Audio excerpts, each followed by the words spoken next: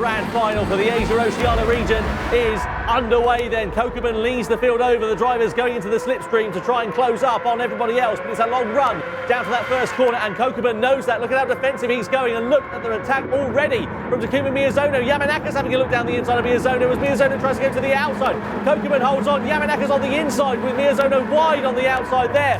So here is Tomoki Yamanaka over the timeline then to complete the first lap, but we're side by side for second as well. Miyazono versus Kokeman then. Miyazono on the inside, Kokeman on the outside. The hard tyre runners, some of them coming in, but second place changes hands then with Miyazono going through. It's sort of, you gain and you lose some. This is where you gain on the straight. 306k's, 307k's. It's about 190 miles an hour here, and you hit the anchors hard down at T1 there.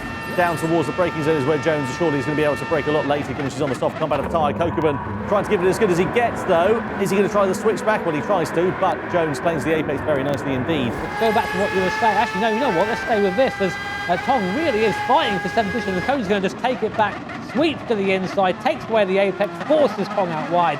That is a proper move, that you call that a bit of a block pass. Now Miyazono gets ahead of Yamanaka coming out of the pit lane then. So Miyazono is now ahead. Is that going to cost Yamanaka time? Side by side, nearly on the exit, but Miyazono says, thank you very much, and gets back into the lead then. Is he going to throw a bit of a cat amongst the pigeon? He certainly is. He's going to send it down the inside of the final corner. Oh, that was cheeky, and that was late, and Kawakami goes side by side with the exit. Jones has got no grip on the curb as well, and now they're coming onto the straight. And now here is Kawakami versus Lakowski. Kawakami says, see you later.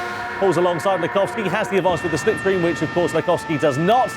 And Kawakami is ahead, but is Lakowski going to try and send it on the brakes into the first corner? Doesn't have the grip underneath him, doesn't have the opportunity. Incident involving Cody and Nicholas Lakowski ignoring pit lane lines, and that's the slam dunk for me as Cody just goes defensive last moment. Jonathan just has to chuck it out at the last second. Might get it done in the soft compound tyre, has the better grip in that corner, and there's a 1 second penalty for Cody. That's going to change everything for his race. And it's now Yoshida versus Yamanaka. Yoshida on the defensive, Yamanaka on the attack with the slipstream, coming down to the first corner, late on the brakes for Yamanaka, down the inside and through into the race lead. So Yamanaka once again is out in front at the start of lap 22. And down the straight, and it's Lakowski versus Jones. Jones on the inside, Lakowski on the outside. Jones isn't going to take it lying down, but Lakowski's got great momentum, runs it deep into the first corner. Can he get traction on the exit? He certainly can, and he's through into 6th place on the final lap. So Miyazono is going to win this one on the road, but where is Yamanaka and Yoshida going to come out in relation to Ryota Kokeman here as well?